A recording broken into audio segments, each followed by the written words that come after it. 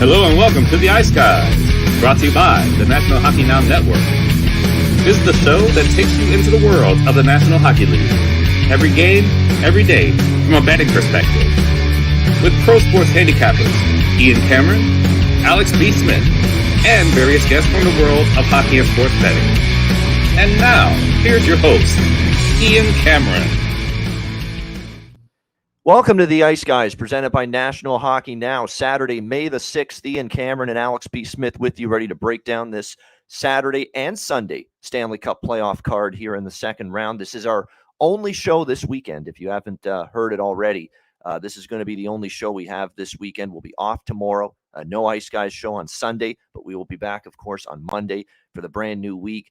And, of course, a full week of shows. We actually have a lot of great guests coming your way this week on the show. It's guest heavy, so looking forward to that, including former NHLer Jason Williams on the show with us Tuesday. So definitely looking forward to that, as well as our betcast coming up on Tuesday night, our next betcast. So it's going to be a very busy week ahead and looking forward to it. Busy Saturday. It's not just we've got one NHL playoff game, and it's obviously the series I'm really most excited about. Edmonton, Vegas, Game 2 tonight.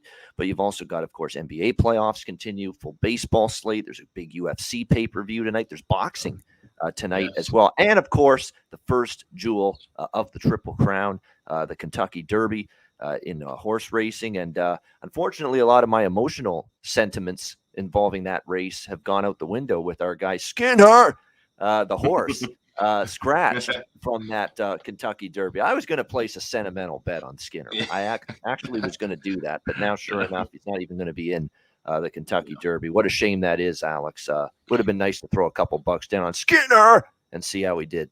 Yeah, as soon as I saw the post positions a few days ago, I messaged you immediately. I'm like, you got to bet Skinner, right? Like, that's like, we have to do that all as a group. But yeah, that's unfortunate. He got scratched.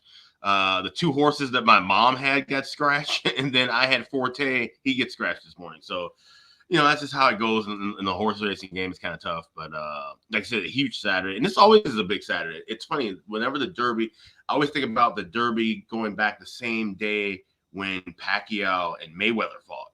And like the Spurs. And that's one of the first times, and it's rare that I will combine sports in a parlay. But I had a Mayweather Spurs parlay that hit, and this is a good look for a day like this, honestly. If you like stuff in multiple sports, throw a few bucks. I mean, horse racing, I put maybe $50 total on a whole day of races. I keep it kind of small and low key, but if you tie them in something, if you like, the hockey game tonight or one of the NBA games or one of the fights, especially when you talk about fights with these big favorites, this is not a bad day to have a cross sport parlay. Yeah, exactly. For fun. Again, we don't recommend you put massive amounts and multiple units on these bets. But yeah, you want to have a little bit extra fun and, a chance for at least a somewhat bigger payout. Yeah, absolutely. Throw a few bucks at it, and you never know what can happen. And this is certainly a day where a cross-sport parlay can be easily put together with so much going on. So unfortunately, Skinner in the Kentucky Derby ends up being scratched. We go from horses getting scratched to players on the ice that I think should be scratched. Jesper Bratt, I'm talking about you for the New Jersey Devils. What a pathetic playoffs, by the way, for him. As we recap last night, I mean, this is a guy that scored 40 goals this year for the New Jersey Devils, and you can't even notice him out there on the ice. And again, last night, it was a quiet, no goals, no assists, -2 in his plus-minus rating for Jesper Bratt. I mean, just really an awful postseason for a guy that had such a great regular season. And he's already been demoted at times here in the playoffs, down the lineup by Lindy Ruff for poor play. And really that was the sentiment after last night's Game 2 for the New Jersey Devils. Poor play. It really was by them. And look, this Devils team defensively last night with the puck, you're going to be lucky, okay, if Carolina, one of the more responsible, regimented, sturdy defensive teams in the NHL. They truly are, Carolina, and that's why goalies like Freddie Anderson and Antti Raanta can look so good. It's not that they're necessarily phenomenal goaltenders. I think Frederik Andersen on his best day is a very good goaltender. I don't think he's at the elite level. I don't think even in his best days he was quite at the elite level. But because the D is so great in front of their goalie, they make the goalie look good. And Carolina, you're going to be lucky in this series if you see 2 or 3 of the blatant turnovers, the blatant giveaways in this entire series from the Hurricanes blue line. You saw 2 or 3 of those things in one game last night from the New Jersey Devils. Just awful puck management. Look, I ripped the Leafs for some of their top players being a little too fancy schmancy. I'm talking to you now, Jack Hughes. Like, let's get harder on the puck. Let's put pucks to the net. Let's not try to do dingle dangles all over the ice. Shit's not going to work as well when you're playing a team like the Carolina Hurricanes, who defensively can get it done. So, keep it simple, harder on the forecheck, harder on pucks. The soft finesse skill plays don't work as well at this time of year. And I'm criticizing. Now, they're older players, Matthews, and I criticized Marner and them for that crap in their Game 2 loss against Florida. I'm criticizing the Devils' top players for that same crap last night. Just way too soft on the puck. Simple as that last night. And not enough finish. Couldn't penetrate the Carolina defense. They missed golden opportunity early in the game with the 5-on-3 that they were given. They couldn't capitalize on it. And right then and there, I said, Devils aren't going to win this game. I said that out loud after that 5-on-3 got killed. They're not going to win this game. That was a brilliant opportunity that went by the wayside. And credit to the Carolina penalty kill, of course. And now that's 2 games in a row, too. And for Akira Schmid, this is now the first time where, if I'm Lindy Ruff, I am contemplating another goaltender for Game 3. Just because, you know what, even at 3-0, you're probably not coming back. But Akira Schmid ensured you're not coming back. That was just brutal puck handling by him, total mismanagement, total mishandling of the puck, and it ended up in the back of the net courtesy of Marty Necas, which was the back-breaking goal late in the second period to make it 4-0 for the Carolina Hurricanes. So very uphill battle coming up for the Devils, down 2-0. That being said, here's your glimmer of hope for New Jersey, okay? It's that Carolina's been a below-average road team in the Stanley Cup playoffs. Last year, they weren't good on the road. This year, well, they lost to the Islanders in Game 3. They did beat the Islanders in Game 4, and they did close out the Islanders, obviously, in Game 6. So they actually went 2-1 on the road in that first round against the Islanders, but they're at least more beatable on the road compared to at Raleigh there at PNC Arena. So that's what your glimmer of hope is for New Jersey. But just like I talked about the Leafs' top players being soft, Devils' top players were soft. Last night, they've got to play playoff, harder on pucks, harder on the forecheck, throw the body every now and then, too. That's not always a bad thing in the Stanley Cup playoffs, and they could learn a thing or two about that. So it's an uphill battle for the Devils, and it puts them in a near must-win situation Sunday afternoon in Game 3 when the scene shifts back to Jersey. But Alex, all Carolina all the time. But actually for us, from a betting standpoint, for me, certainly it didn't end up going too badly at all. In fact, it was pretty good. The over cash, that was the primary look for me. You like the over in that game. That was your best bet. I made sure I mentioned that yesterday on the show. And I actually hit a bunch of Carolina goal props because I thought, and I said this yesterday on the show, I thought there was some great value. And some of these guys that I thought might step up and are showing signs of playing better. Like I sprinkled just a few bucks on Stefan Nason again to score. I sprinkled on Kotkaniemi because I've noticed him step up his game lately. He was plus 390 to find the back of the net last night, or plus 460 rather. Nason was plus 390. To find the back of the net. So a couple of big-time bargain bin goal cashers for me last night, courtesy of Kotkaniemi and Nason, who actually I think are still going to show some value moving forward. And look, credit to Carolina. They got tarred and feathered for that Kotkaniemi, offer sheet that they matched it. And look, the return was not good for the longest time. But, man, they're finally getting some return on their investment for Jesperi Kotkaniemi. He's had a great series. And I think he might have been the best forward on the ice for the Carolina Hurricanes for both teams last night. He scored, a big goal. He's throwing his weight around. I couldn't believe the hit he had on Hischier. I could not believe that. That's Kotkaniemi doing that. I had to rewind and make sure it was him laying that big hit on Hischier. I couldn't believe it. But credit to him. All right, he's been criticized a lot since he's been in Carolina for not delivering the goods. He delivered the goods last night. Good on him, Alex.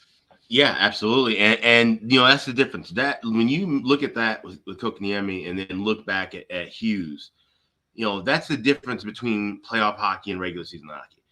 Kotkaniemi probably doesn't throw that hit in any of the 82 games in the regular season, but now it's the playoffs. And now you buckle down. You got to play playoff hockey. And that doesn't mean completely abandoning your style. If you're a speed and finesse guy, you still want to keep that. But you got to add that grit to your game, even if you don't normally have it during the rest of the year.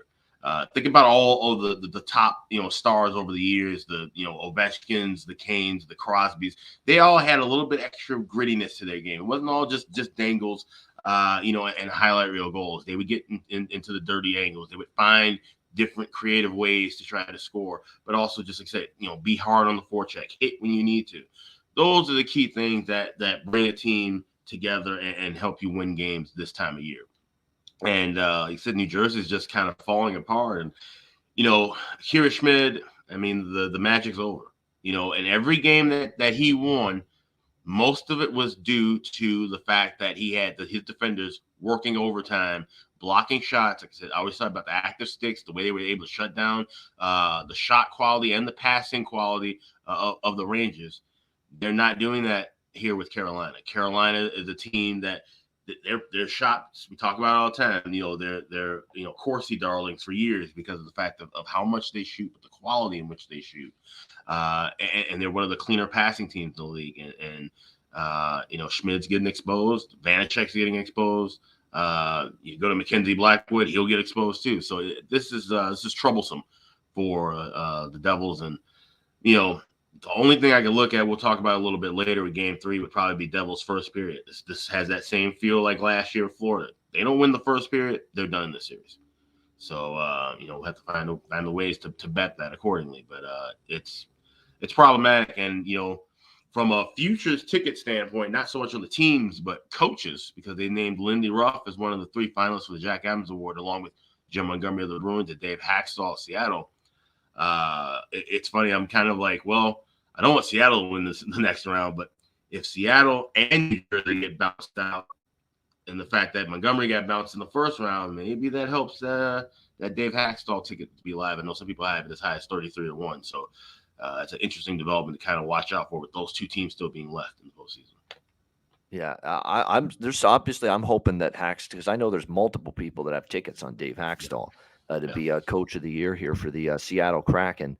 I think I don't think many of them bet it preseason, though. I think a lot of people bet it midseason when Seattle was starting to go on that huge run that they had. That they got right up to near the top of the Pacific Division at one point with that run they put together, and that's when a lot of people jumped in on Hackstall because the price was still so good at that time with him to get the Jack Adams Award. Although if you listen to all the experts, they seem to think it's fait accompli. Jim Montgomery's getting it, but we'll see. Yeah, I mean, it makes total sense. It should be a runaway with Montgomery. Based on what the regular season was like, but and that's the thing. It's like, do they quantify that it's just regular season only? Do they not? The writers can be picky with this a little bit. So it'll be interesting to see. But yeah, I grabbed a 12-1 and a 18-1 back in mid-December. So like I said, I know some people who had them. Like I said, earlier than that, they got 25 up to 33-1. So rooting for those tickets coming. Yeah, just I think the chat already took care of it, but I know Julian in the chat was asking, does a goal also count as a shot on goal? Yes. Anything that hits the net is essentially a shot on goal. The only thing that won't count as a shot on goal is if it hits the crossbar or the post. And that still frustrates me that those aren't counted shot on goal. That is insane.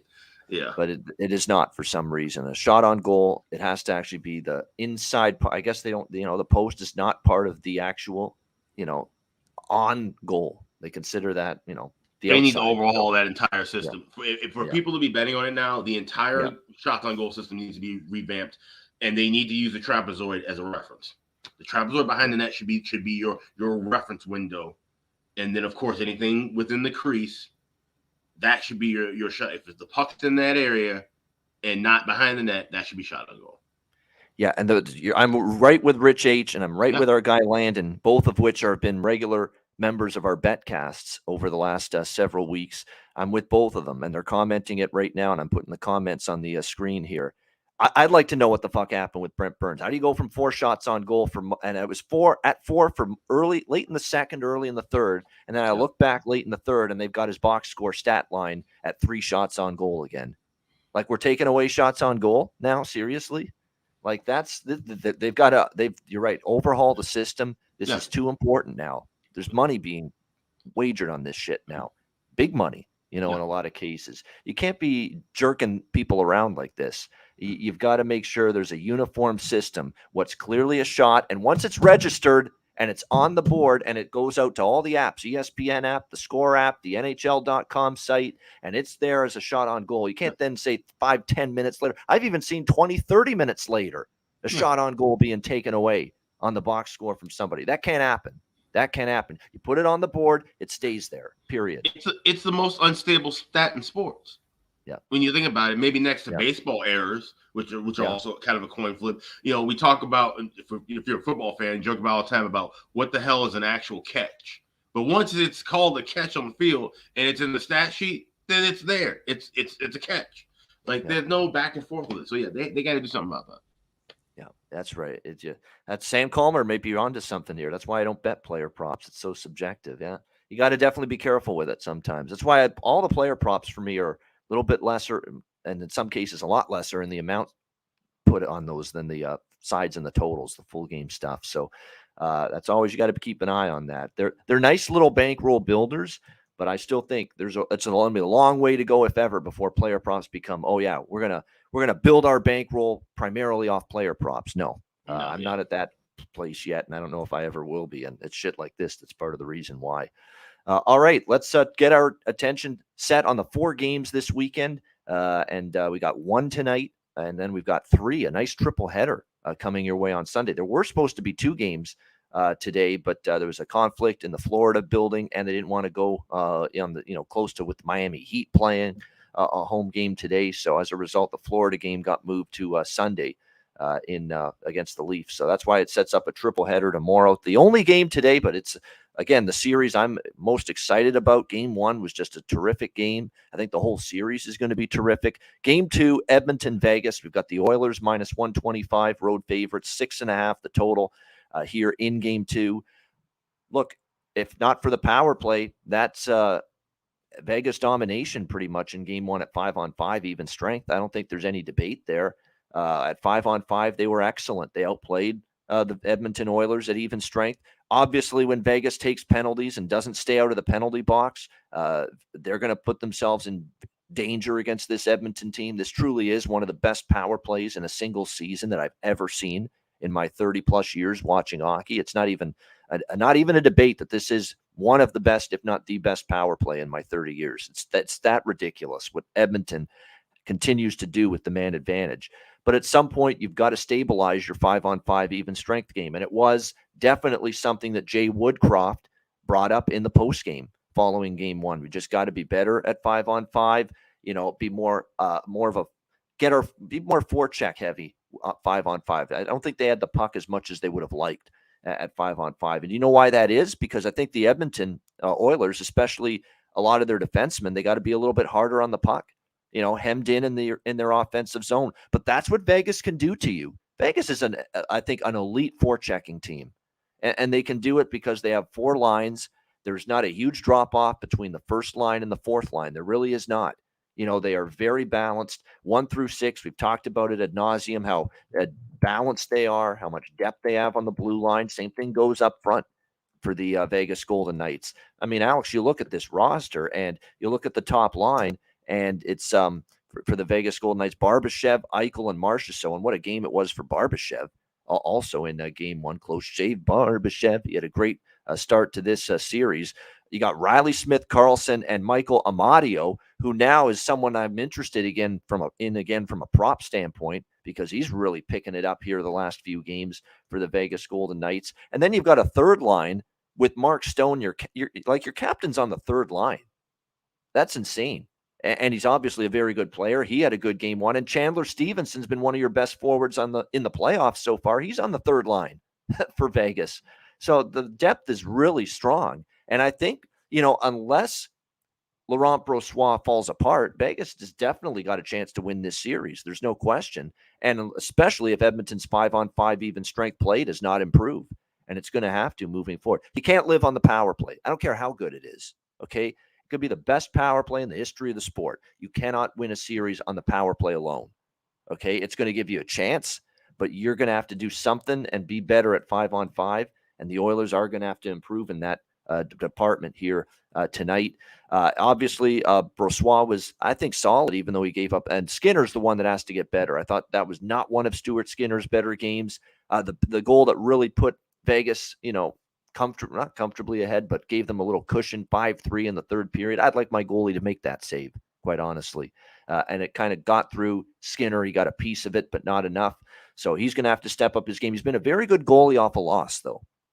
Stuart Skinner, and the Oilers have been very good off a loss. You look at the first round, lost game 1, they won game 2. Lost game 3, they won game 4. They were pretty good off a loss last year.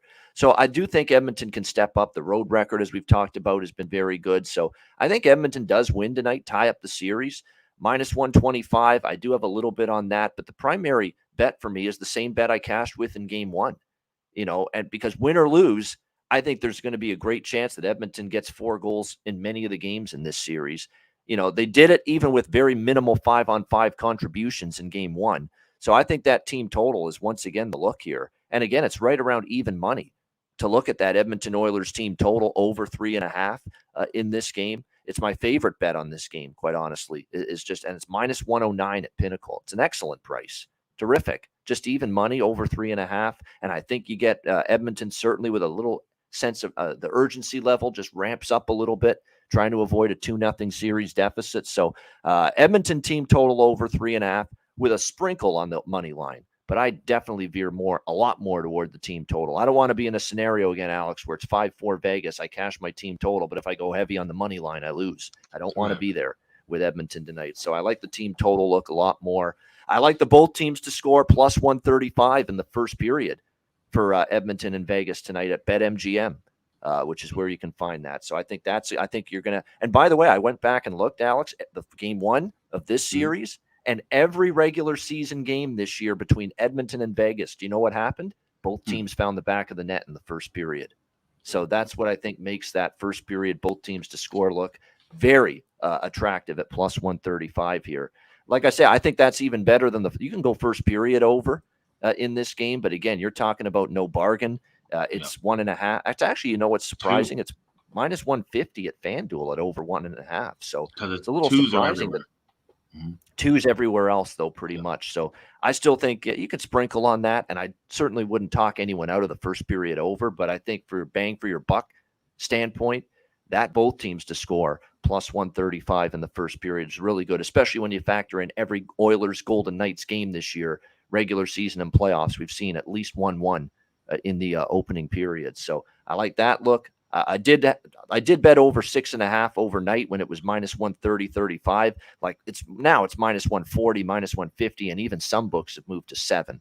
So I say if you have not bet the full game total yet, you wait and you wait for a 6.5 to pop up after the first few minutes. What do you think here in this one, Alex? A nice, an important game too here, Edmonton Bay. Yeah, and it's funny. I'm just looking back at those numbers now. 11-3 to the first period over in their entire history between the two teams. So always been up and down pace, and I think that those are the right calls. Honestly, you get more bargain with your buck for both teams to score first period as opposed to first period over. You're laying 2 at +105. So not only are you getting a worse number essentially with the 2 and needing 3, but now. You're taking about 30 cents out of your pocket. So that's the way to look at it. But I'm going to go with that team total over with the Oilers as well. I was able to grab 3.5 minus $1.10. That's at my bookie. And like I said, I don't want any part in the side here because Edmonton should win this game. Like I said, they're great off of a loss, but Vegas has this rhythm right now. And like I said, if Brossoit can bounce back and have a tighter game and make some big saves, then Vegas could be live in this one as well. So it's as far as side goes, I'll probably be looking for something in game. This will be another, like I said, I'll be able to cash a couple next to score props in game 1. So I'll be looking to do that in game 2 as well. So more of a live look game for me, but I will go Oilers team total over 3.5. Yeah, I don't mind what Dave's saying in the chat. I am a high volume bettor. It's a risky way of betting. It is. But the thing is with my high volume ways, and I stress this to everybody, I could get a horrible day with in one sport. Let's say I have 15 baseball bets. I have a horrible day. I go 5 and 10. They're small amounts. They're smaller amounts. I keep everything around the same amount, so that your worst days you're not absolutely crushed by them. and that's very important to point that out. Maybe on your great days, you don't make nearly as much as you would like, but I still notice it, believe me, on a really, really good day. But on your worst days, the way I would go with the high volume and keeping everything, quarter unit, half unit, and everything around the same amount, when you have your absolute worst days, your absolute shittiest day betting that you could possibly have, you're not going to get crushed and just absolutely ripped apart financially by it because you're keeping everything smaller and to the same amount. That's the key thing to hit home with the high volume style. And if you're watching our show or anybody else's show that's giving out picks in bulk like this, you don't have to bet every single thing. There's a lot of times, especially I know for me personally, because I'm not a high volume bettor, there's a lot of looks that I like, and then once I sit and weigh and grade them down, they get cut down. So I could have a 15-game card and like 25 different things, but maybe only end up betting 4 or 5 of them because I'm not going to just jump in with 25 plays in a given night necessarily. So, you have to kind of weigh those options out on your own personally on top of any information you listen to from anyone. So. Yeah, exactly. That's definitely what you want to do. As far as props go, do I even have to say it with Evan Bouchard anymore? I mean, to get a point, I mean, it's just been absolutely insane. Although finally, for the first time, I think this whole time, it's above minus 150 with his point prop. It's up to minus 160. So they're finally recognizing that this is an adjustment that's finally being made on him. But no, I think when you look at it, I like Ivan Barbashev goal and point props. I think he's on a consecutive game point streak, if I'm not mistaken. The point prop I really like on Barbashev.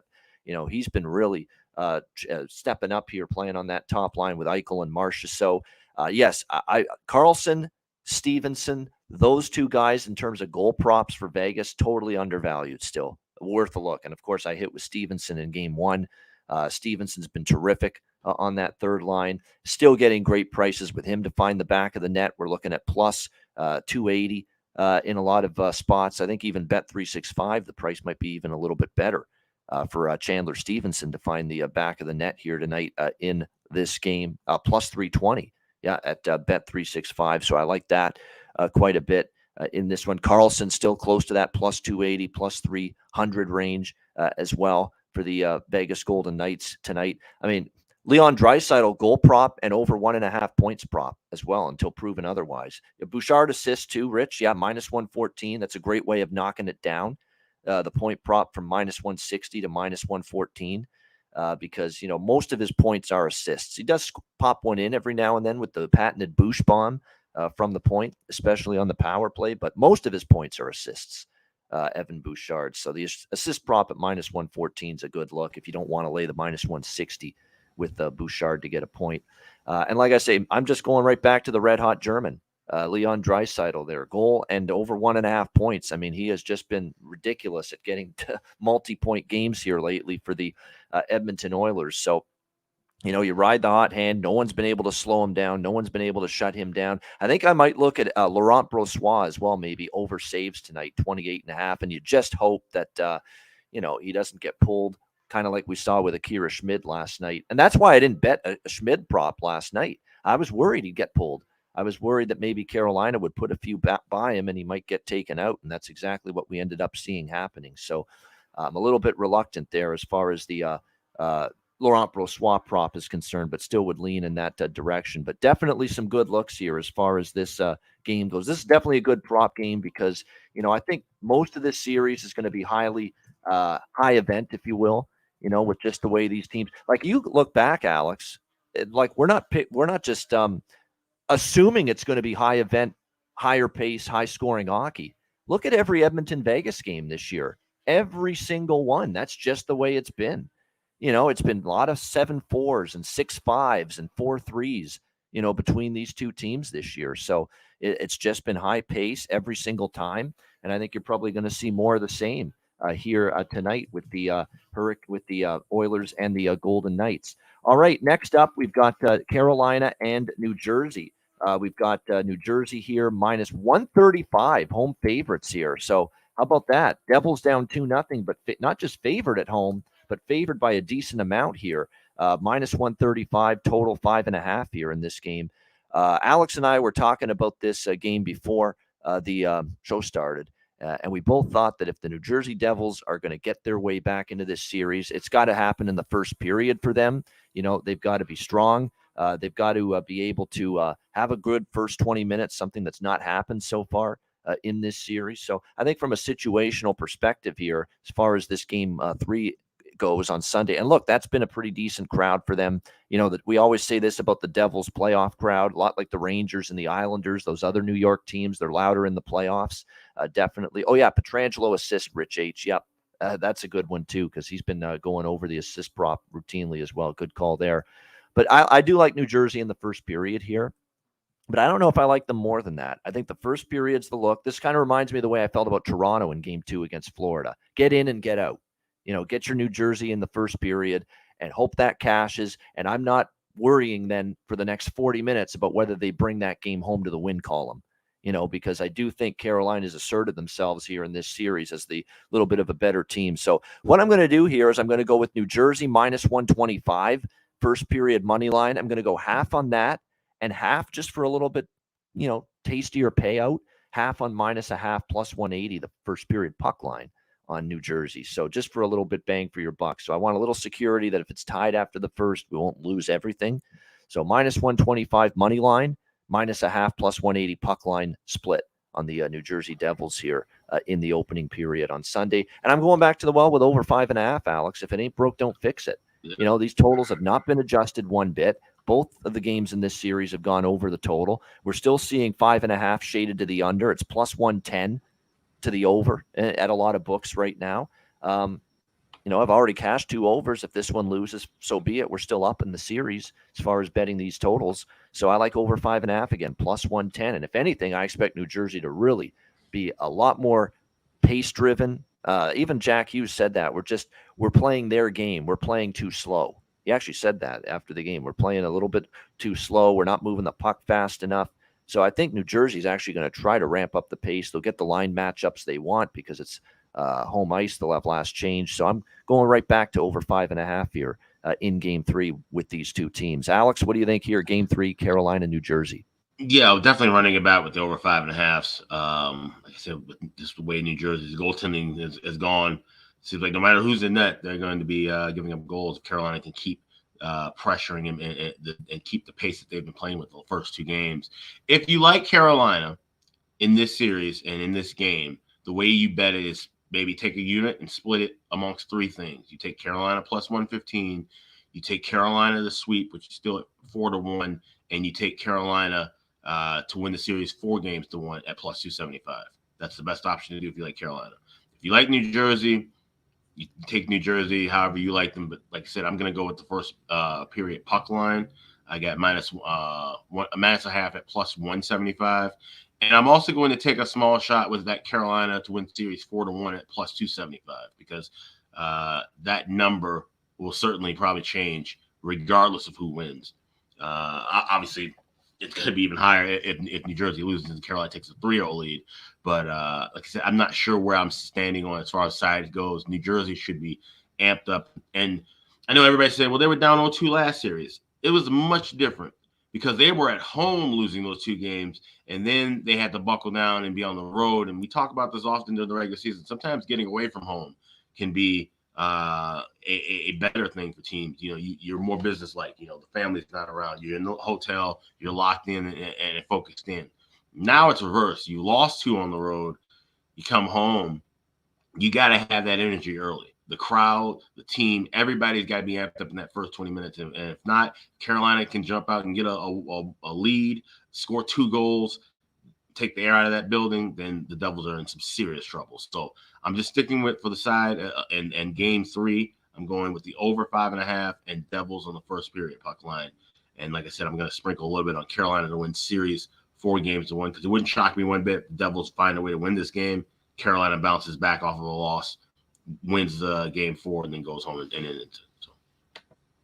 Yeah, and that's why we're trying to talk about 2 teams down 2-0 on Sunday, and both of them got to have it, because we know how difficult it can be down 3-0 in a playoff series. That your chances of coming back and winning 4 straight are very minuscule.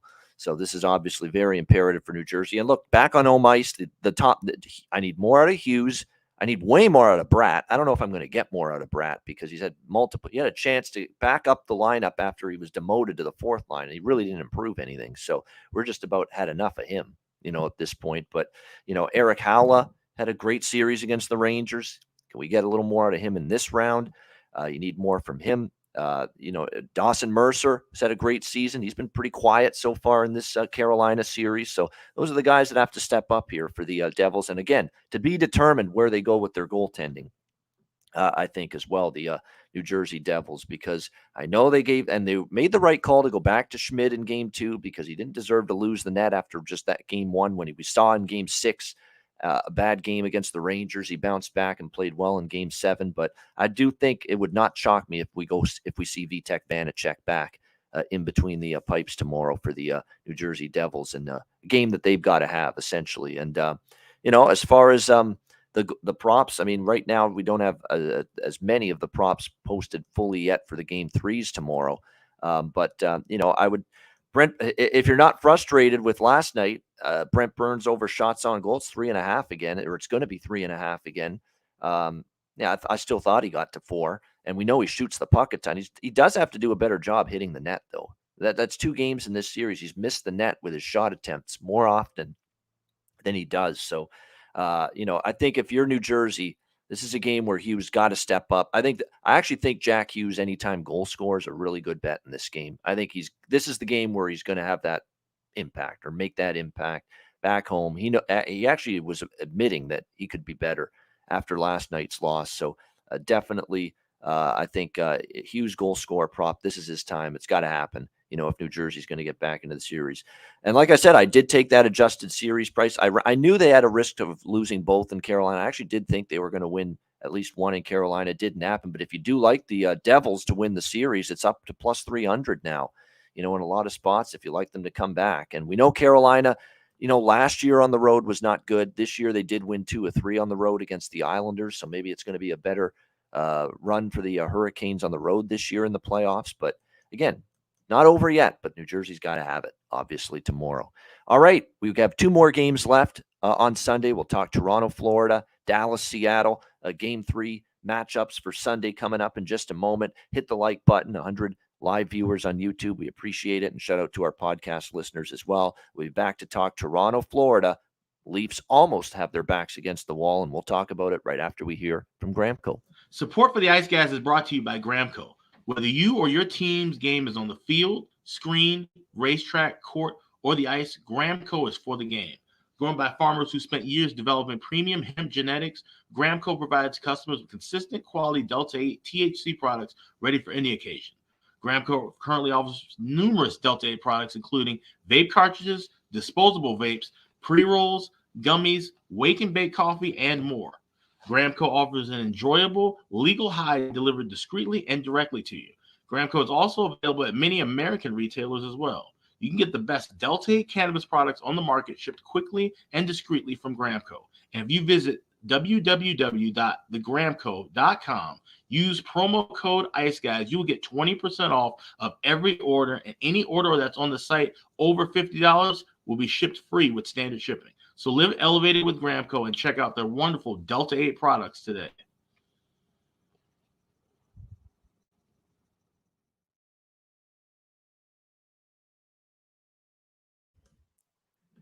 All right, it is time to roll along here to Toronto and Florida.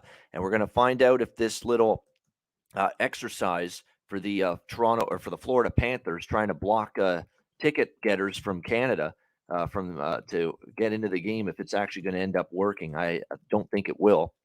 I think there's going to be a ton of blue and white in the crowd tomorrow night in Florida at FLA Live Arena. We've got the Leafs down 2-0 in this series, basically in the same position as New Jersey. Just about have to have this one. The Leafs minus 130 road favorites, 6.5 the total in this game.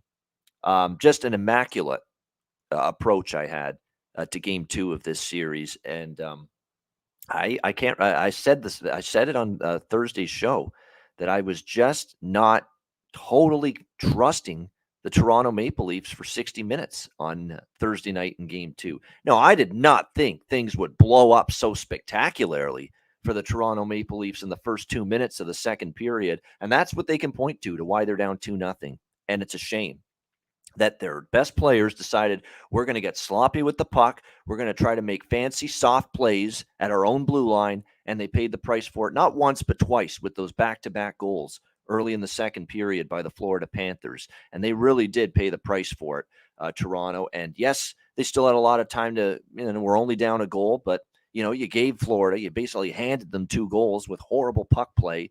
They paid, and you tried to tie it, but Bobrovsky was once again very good. And I think that's been really something that has surprised me a little bit, is that Bobrovsky's been this good. This is about as good a back-to-back game sequence as I've seen out of Sergei Bobrovsky in a very long time. He's playing with great confidence right now. I think he's maybe inside the heads of Toronto just a little bit. I mean, a lot of the times we saw Matthews and Marner and Nylander, Tavares rushing their shots a little bit in the third period, where if they took their time, maybe they could have picked a corner or gone, far side, or beaten them, in those great spots where you can beat a goalie either upstairs or, a shot in the corner of the net. And they were just rushing their shots a little bit. And I think it's because Bobrovsky's been good. And once a goalie puts his, footprints on the series, playing extremely well, sometimes, you do overthink things a little bit when you're the opposing team trying to shoot the puck at that goalie. And I think maybe we saw that from Toronto in Game 2.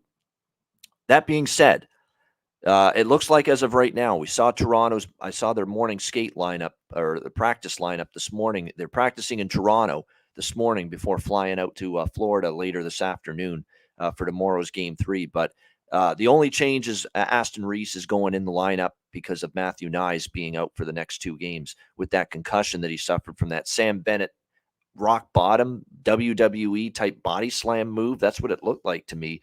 But that now all of a sudden, and it's unfortunate for the Leafs because Nyes had been playing so well, playing, with a lot more poise you would expect from a rookie in his first Stanley Cup playoffs. But he'll miss the next 2 games for the Leafs, obviously, as a result of that. So Aston Reese will draw back in. Looks like the blue line will stay the same. There was some wonder if Justin Hall would come back in, but it looks like Liljegren will stay in and the blue line will remain intact for Toronto here in Game 3.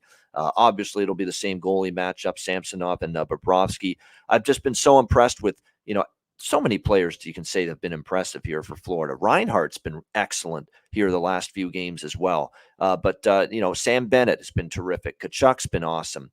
Barkov is starting to pick things up after a slow start in the Boston series. Carter Verhaeghe always seems to do damage against Toronto. And Brandon Montour, goes without saying.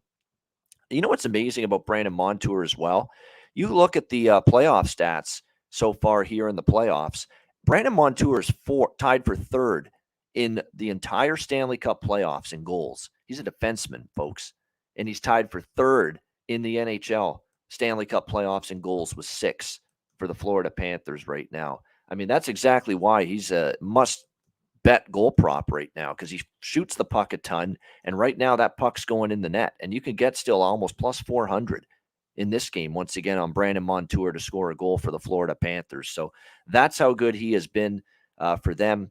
Of course, in Game 2, I just picked the right way to bet it as far as the Leafs are concerned. First period puck line and that team total over 1.5 at plus 200 in the first period of Game 2, which was just an incredible price. And obviously they got the 2 goals and the lead after the first period. I kind of feel like running it back here in this game, and I think a little bit more comfortable with that than, again, the Leafs full game, because they have had those lapses like they did at the beginning of the second period of Game 2, and that does concern me a little bit. So I would probably look at an over 1.5 once again, team total in that plus 200. I'm even seeing plus 210, with the team total over 1.5 in the first period for Toronto. The first period puck line on the Leafs, I like that again here in this game, because you would think backs against the wall. They've got to bring their absolute best in the first 20 minutes, kind of like we just talked about with New Jersey. In the last game, you can get plus 170 right now with Toronto on the first period puck line. I'm going to go back to those same 2 bets. I feel good about them. I think you're going to get, a really, really good, effort from the Leafs early in the game. And look, Toronto don't sleep on their road record either here in the playoffs. 3-0 for the Toronto Maple Leafs here in the playoffs on the road. They won all 3 road games against Tampa Bay. And I think you're going to have a strong start. And, I'm not even – I think Toronto does win this game, but minus 130 on the road with what I've seen the last 2 games out of this Leaf team, I'm not comfortable laying a price on the road. I'm not. So it's kind of like the last game. I didn't want anything to do with Toronto minus 210. I'm really not all that enamored with doing anything with them at minus 130 here in game 3. So turn a minus 210 in game 2 into a plus 130 with the first period puck line and a plus 200 with the first period team total over. That's what I did with the Leafs in game 2. And pretty much that's what I'm going to do here in game 3. I'm going to turn a minus 130 with Toronto into a plus 170 on the first period puck line and a plus 210 with the first period team total over. Yeah, it's not that bad. It's actually not that. It's a reasonable price, minus 130. But I don't even minus 130s. I'll lay minus 130 all day in the regular season. I'm a lot more reluctant to do it in the playoffs, knowing how tight the games can be, and how one bounce or one mistake can go against you. So I don't like it nearly as much. Like I say, I'm way more willing and able to lay minus 130 in a regular season game, especially on the road, as opposed to a playoff game. So that's why I still like that approach. And plus what we have seen from Toronto in this series is, the strong start. They did have a strong start in game 2, in a game they felt they needed to win. And if they felt they needed to win game 2, how the hell do they think about game 3? Because they've got to win this one. Florida's just too good right now. If Florida wins this game, let's say Florida does win game 3, they take a 3-0 series lead. That will be their 6th win in a row here in the playoffs. They've won 5 in a row now. Game 5, 6, and 7 against Boston, and the first 2 games of this series against Toronto. So if they win this game in Sunday night, they'll be 6-0 in their last 6 playoff games. It'll be done, as far as I'm concerned, for Toronto. This team has just been playing too well as a group to have a 4 straight win comeback against this Florida Panthers team. So this is a must here for Toronto. In fact, if Florida does go up 3-0, I'll probably bet Florida in game 4 for the first time in this series, honestly. I think that it would be stick a fork in them time for Toronto. I could honestly see a 4-game sweep if they do not win game 3 here on Sunday night. So that's the way I'm approaching it. Man, I've been burned in horrible, painful fashion now 2 games in a row with over 6.5 here in this series. So I'm kind of pumping the brakes on that. What I'm going to look to do is probably a live over 5, and maybe even if it hits 5.5 at some point, maybe I'll look at a live over, or 6.5 at a plus price. But I don't think I'm in a rush to bet at pregame, especially with the over being 6.5 minus 135 at that price. No, I'm going to wait for something better in game, especially when we've been 2 really tough beats for the over 6.5 in the first 2 games of this Leafs and Panthers series. What I do like is both teams to score in the first period, and probably the first period over more than the full game over in this game. I could see both teams finding the back of the net in the opening 20 minutes of this game. You're going to get a good price with that as well. I'm just checking it right now at BetMGM. No, I don't want to fill out a survey here with BetMGM, but well, bad time plan. I'm trying to see the first period. First period lines here. I don't give 2 shits about some dopey survey. Let's go here. Plus 140. There we go. With the first period, both teams to score for Toronto and Florida. I like that. I think that actually, I like the Edmonton Vegas first period, both teams to score, which we've talked about, has cashed in every game head to head this year with Oilers Golden Knights. I think that price is pretty good too for Toronto, Florida. First period, both teams to score at plus 140. Alex, what do you think here? Game 3, Leafs Panthers, a must get for the blue and white. I have to give you credit, Ian, for 2 things. 1, for killing enough time for me to use the bathroom just now, and 2, for nailing. Nobody can kill time better than I could go on about one game for 30 minutes. You better believe it. Yeah. And 2, for nailing. I mean, you had the look down pat for the first period in game 2. That was fantastic.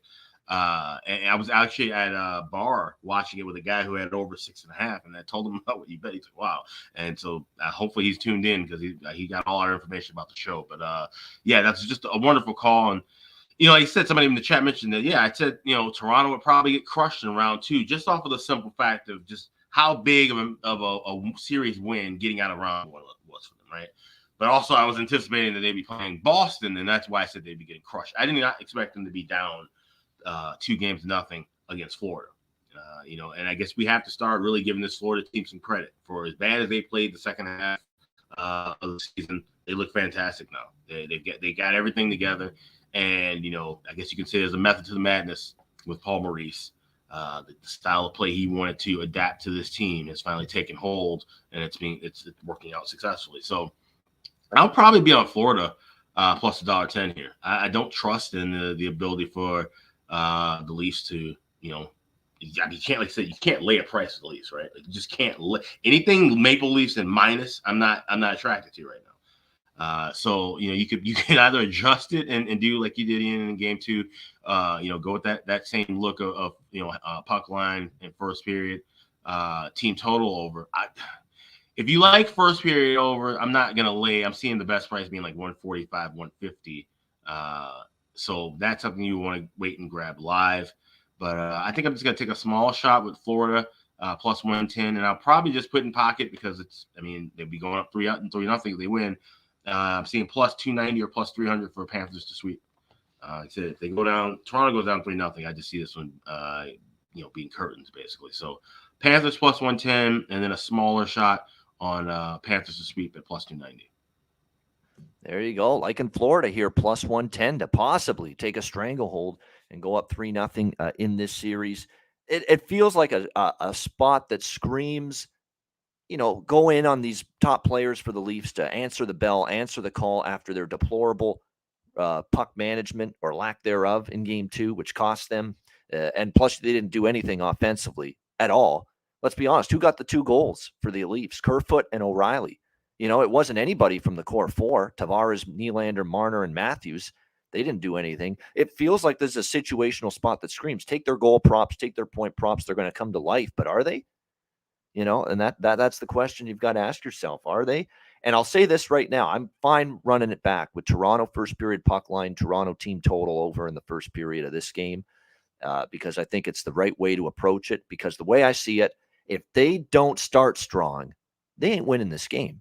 Like if they're tied or they're trailing, let's say that's a worst case scenario. They're actually trailing after the first period.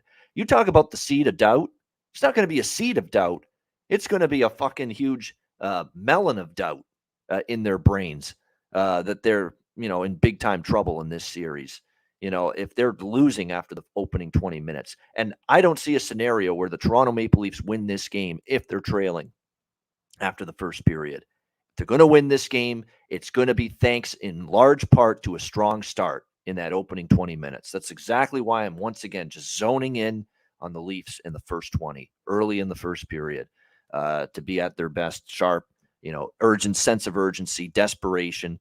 And let's be honest, too, with Florida, they do have to pick it up at home. You look at the Boston series, they lost game 3 at home. They lost game 4 at home. And they probably should have lost game 6 at home. If Linus Ullmark wasn't just a basket case in net and hurt, it's not just basket case, but and hurt, Boston probably would have and should have won that game in Florida as well, game 6. So Florida was not great at home in the first round against Boston, and Toronto was great on the road in the first round against Tampa Bay. So that gives Toronto a chance. But again, they got to show it, and they got to be good from the start and sustain it into the second period and the third period, which they did not do in game 2. I think they felt, hey, such a great first period. We've done enough to win the game the other night. It doesn't work when you're playing a resilient, tough, hardworking team like the Florida Panthers, and made Toronto pay for it.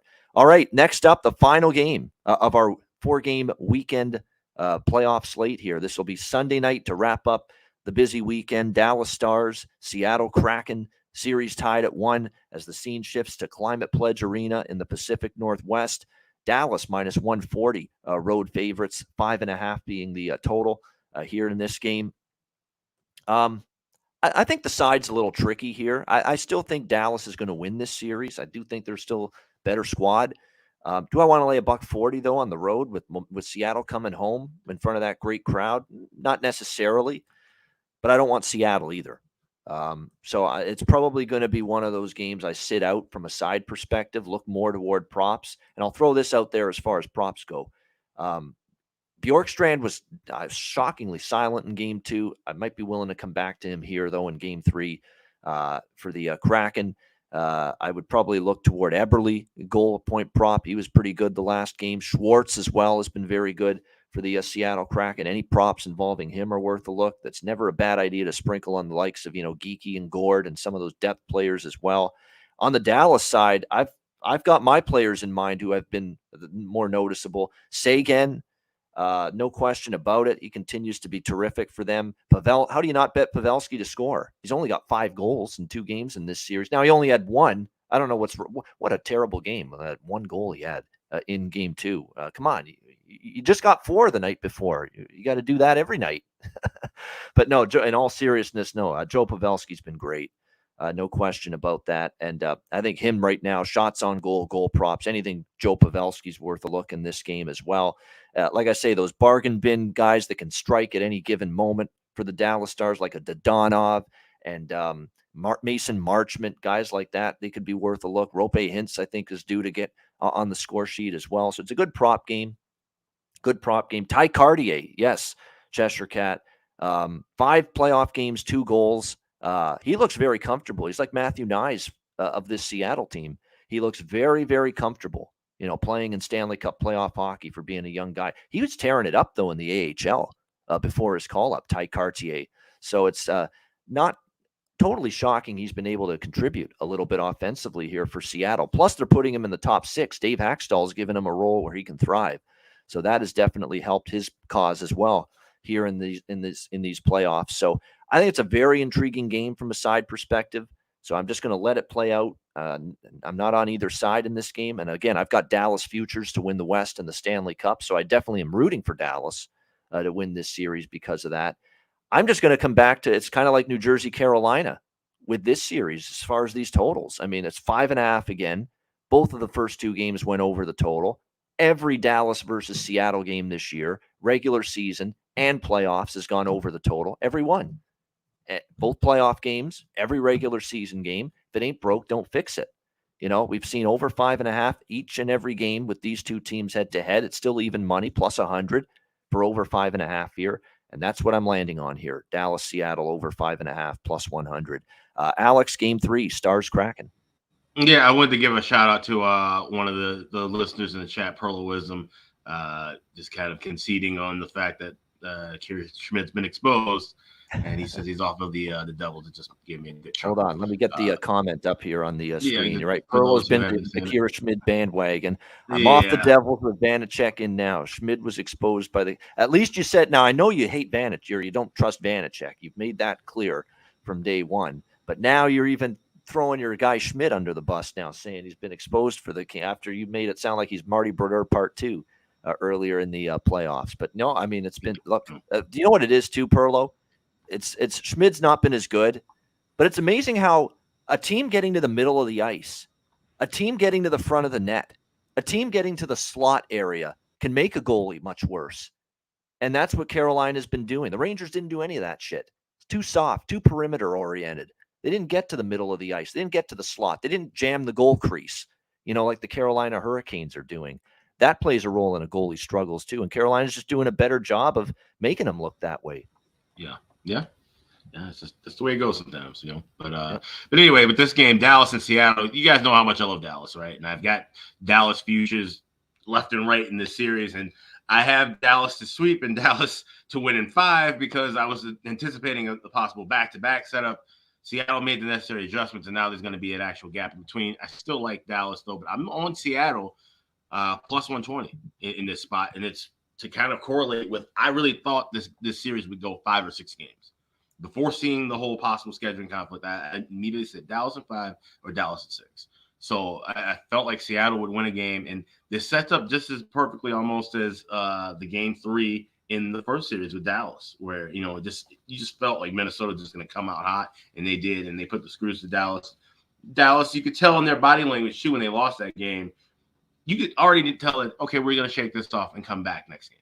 Dallas has that resiliency. We've seen this time and time again with this team. Like I said, this is a team that made it to a cup final just a few years ago. So Not worried about Dallas if they lose this game. I think they do, and I think this is a great price for Seattle. That crowd will be rocking and rolling, but Dallas will come back with furious vengeance in Game 4, and that's what I'm hoping to look for. So, getting a Seattle win here would also mean that we probably see a closer to a pick 'em or even money situation, which would be prime for the picking to go with Dallas. So, give me Seattle plus 120 in Game 3. There you go. Like in plus 120, the Seattle Kraken, home underdog. And you know what? I know why you like Seattle, and because you kind of mapped out how the Dallas-Minnesota series was going to go. And you said that Game 3 spot for Minnesota coming home with the series tied 1-1. That's as much. Dallas is going to win this series, but man, I love Minnesota in Game 3. And sure enough, Minnesota, that was pretty much all Minnesota. They did have a great Game 3 against Dallas. Maybe this carbon copy of that. Seattle back home, crowd will be rocking. They get the 2-1 series lead. They take Game 3. Do you think it's going to be the exact same as Dallas, where it could be Seattle tomorrow night? They take a 2-1 lead. Dallas ties it in Game 4 and finishes maybe in 5 or 6. That could happen. Yeah, it's possible. And because of the fact that I thought last series, I thought Minnesota would be coming back down 0-2. They ended up getting that win, so they split the first 2 games. And had it been 0-2 in that series, I would have been on overtime in Game 4. So I probably will have a little draw bet on Game 4 as well if Dallas can win this one. Yeah, exactly. So regarding draw bets, I don't know if I don't love as many draws this weekend for some reason. I don't. Yeah, and we have seen overtime kind of cool off. I'd maybe consider Toronto, Florida, Carolina, Jersey tomorrow as potential overtime games, but even then, I'm not crazy about the possibility of a draw in those 2 games. But yeah, keep in mind Dallas and Minnesota. You're right; it was 1-1. Minnesota won Game 3 2-1. Dallas won the next 3 games and then closed it out in 6, winning the next 3 games. So I'm not saying that's going to happen here, but I think Alex thinks there's a potential that happens here, that we get Seattle tomorrow night, and then we get Dallas maybe winning the next 3 after that. But again, they're going to have to work for it. The Seattle team is just relentless. They don't go away. And like I said, I think Dallas, you know what I noticed too, Alex, about Game 2 for Dallas? We said in Game 1 on the BetCast, we were on the BetCast for Game 1, the speed difference from Minnesota to Seattle, Dallas really had trouble with it early in Game 1. Just that noticeable pace difference, speed difference through the 4 lines that the Kraken put out there. They were much better handling it in Game 2. Much better handling it. They had a much greater idea of, wow, just what kind of team speed they're dealing with here with the Seattle team. And defensively, they were way more adept to take care of it. So now it's Seattle. Can they make the counter adjustment, moving forward? But Dallas was just so much more effective in defending Seattle in Game 2. Yeah, absolutely. And it's funny. I was just reading in the chat because I was seeing where Cheshire Cat thinks Dallas tomorrow and Kraken next too.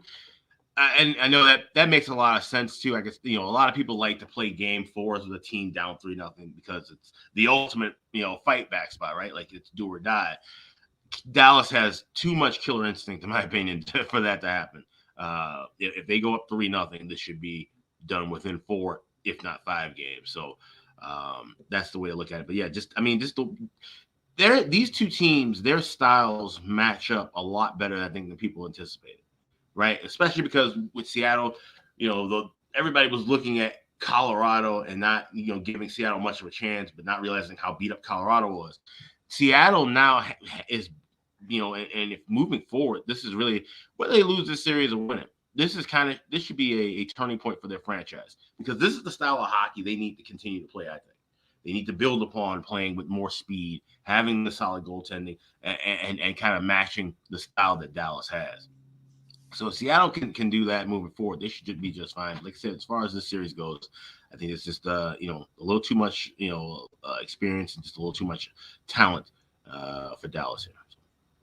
Yeah, exactly. So there you go.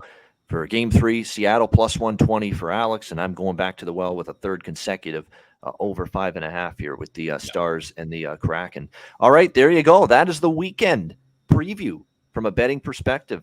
Here in the second round, we talked Edmonton, Vegas, the 1 game tonight, and of course, all 3 games on Sunday. So we've got you taken care of for the weekend, which means Alex and I get to put our feet up and relax tomorrow. There will be no Ice Guys show tomorrow. Well-deserved, well-earned day off for both of us, and we'll be back on Monday of course, at 2 p.m. Eastern for another edition of the show and a full week, of course, of shows once again. And a lot of great guests coming up this week, so make sure you join us for that. And also, make sure you check out patreon.com/Ice Guys. Just $10 a month. Goalie charts, totals charts, power ratings, our daily Ice Guys show betting card, and of course, bonus content. And by the way, I forgot to post it yesterday. I will definitely post it today. We did a last-minute interview with former pro hockey player. I did Colton Tubert on Thursday. He had to do it early in the morning, so that's the only time he could fit it in. He's busy. He's coaching. He's running a rink out in BC. So we got that in there. It was a nice 30-minute interview, playoffs, talking about his background and the World Junior teams that he played for Canada, and some really good players, some of them still playing in the NHL as well. So it was a great interview. We'll post that on the Patreon page later today. So make sure you check that out. So that, plenty more bonus content. Check it out, patreon.com/Ice Guys, just $10 a month. Yeah, also check out the Ice Guys store, iceguys.myspreadsshop.com. Get 15% off everything for the next 6 days. I got that email a couple of days ago, so you can shop there and save. We also do have a second store. Now, I posted this on Twitter. It's also on our Linktree page, and I also put it on the Patreon page. I created a couple of different designs and some different items that we couldn't have available at our main store, and they're available. So I will share and post that link on Twitter as well as on Patreon. We got some extra stuff, so it's some cooler, just different twists on caps and hoodies. We've also got beach towels. We got slides and shorts. So all your summer stuff's covered with us between the two stores there for the Ice Guys. But definitely check out and save 15% on everything at iceguys.myspreadsshop.com. All right, yeah, check it out and get yourself some merch. The weather's starting to warm once again here in early May in a lot of parts, so make sure you get some merch for the summer months ahead. All right, we got best bets coming up to wrap up this weekend edition of the Ice Guys right after we hear from Manscaped. Support for the Ice Guys is brought to you by Manscaped, who is the best in men's below-the-waist grooming. Their products are precision-engineered tools for your family jewels. Manscaped's Performance Package, the ultimate men's hygiene bundle. Join over 7 million men worldwide who trust Manscaped with this exclusive offer for you, 20% off and free worldwide shipping with the promo code ICEGUYS. That's promo code ICEGUYS at manscaped.com.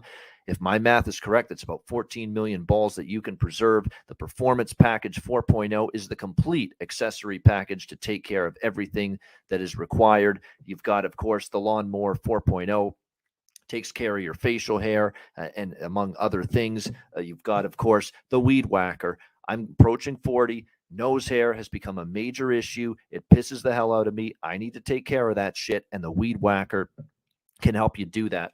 Both of these products, waterproof and a 4000K LED spotlight for a more precise shave. And you'll also be able to take care of those delicate areas with the ball toner, with the ball deodorant, keep you smelling good, looking good, and feeling good down in the nether regions. This complete Performance Package 4.0 will take care of everything for you, for all you guys out there, and it's courtesy of our good friends at manscaped.com. So get 20% off and free shipping with the promo code ICEGUYS at manscaped.com. That's 20% off with free shipping at manscaped.com.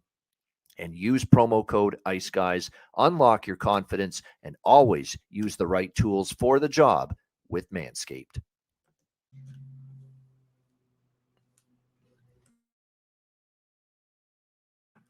All right, it is time for best bets. Best bets, Alex, can be from anything this weekend. Tonight's game, any of the 3 games tomorrow. So have at it. What do you like for best bet? Yeah, I think I'm going to go with Seattle Kraken. Plus $1.20. Like I said, love Dallas in the series, but the Kraken, they're a resilient, tough team. They're going to get at least 1, if not 2 wins in this series, and I think it definitely comes here. Them coming back home. To Dallas kind of in that same similar spot they were in the first round, where heading on the road in game 3. And we've seen a lot of good teams do this, where they lose the first road game of the series. This was a calling card for the Blackhawks during their dynasty days. So, 1 loss is not going to kill you, and I think Dallas gets a 1 loss here in game 3. So give me the Seattle Kraken plus 120 on Sunday is my weekend best bet. There you go. Seattle Kraken plus 120 against the Dallas Stars on Sunday for Alex P. Smith and his best bet. I'm going to give you two best bets, one for Saturday and one for Sunday. The one from Saturday, the only game on Saturday, Edmonton team total over 3.5 minus 110. Back to the well with the Oilers team total. I think they get to 4 goals in a step-up spot after losing game 1. Oilers team total over 3.5 minus 110. And my Sunday best bet, we're running it back with the TML. Toronto Maple Leafs in the first period. We'll lay the -0.5 with the Leafs in the first period, plus 170 at DraftKings. Great price. Leafs first period puck line against the Panthers. Backs against the wall. Need a strong start. I think they will have it. Leafs first period puck line for my best bet for Sunday. That'll wrap up this edition of the Ice Guys. Thanks to everyone for joining us. Hit the like button on the way out. A reminder, the Ice Guys is live 7 days a week, Monday to Friday, 2 p.m. Eastern, Saturday and Sunday, noon Eastern. Yeah. Sorry, I didn't mean to cut you off, but do you have a Kentucky Derby pick for anybody? You know what? It was going to be just the sentimental pick, Skinner, personally. But as far as the Kentucky Derby pick, I'm just looking at the field right now. You know what I do? Give me a second here, because I know I get emails from some horse folks. I'll tell you the one that I like. Sure. Tapit Trice, the 5-horse. Which I saw at 5-1 listed before we went on air. That's the one I took a shot with because I got my money refunded from Forte. So Tapit Trice, the 5-horse, which is the 12th race of the Kentucky Derby. That's something I like. So, all right, let me just see here. There's one person that's really good with the ponies, and he's usually the one I'll tail on the Kentucky Derby, and he usually sends it the night before, like the Friday. So I'm sure I'll find it here somewhere. Let me just see. Okay, he's on Angel of Empire. Angel of Empire is what he's recommended for this at 8-1. Apparently, is the price you can get. So plus 800 or so. Angel of Empire. So that's probably what I'll end up on as a result. That's someone that actually won the Derby winner a couple of years ago. Nobody had the Derby winner last year. It was that. What was it? Was it last year? Was the crazy upset? Yeah, 80-1. Huge long shot. Yeah, nobody had that one. Yeah. But definitely, yeah, Angel of Empire. So there you go. That's what I'm going to end up. Yeah, you know what? There's he also had a couple that he would say, second or third choice, and Derma Sotogake, if that's the way you say it. That was one of his like second or third choices, like for an exacta or for a trifecta box, that kind of thing. He's got Derma as his second choice, actually, behind Angel of Empire. So there you go. That's what I'll be looking at. So, again, usually I pay more attention to the ponies than for going into the Derby. Just not enough time and didn't get into it nearly as much this year. But, yeah, I'll definitely have a few bucks on a couple horses. I'll post them on Twitter for sure before I post I will too. So. Yeah, absolutely. All right, that's a wrap. We thank you guys. You have a great weekend. And again, we're looking forward to it. And a reminder, of course, Spotify, Stitcher, iHeartRadio, Amazon Music, all those great spots. You can download the Ice Guys podcast when you can't watch the show live. For Alex B. Smith, I'm Ian Cameron. Have a great weekend. Enjoy the weekend games, all 4 of them. Enjoy the games and good luck. And we'll be back with you on Monday, 2 p.m. Eastern, for another edition of the Ice Guys presented by National Hockey Now.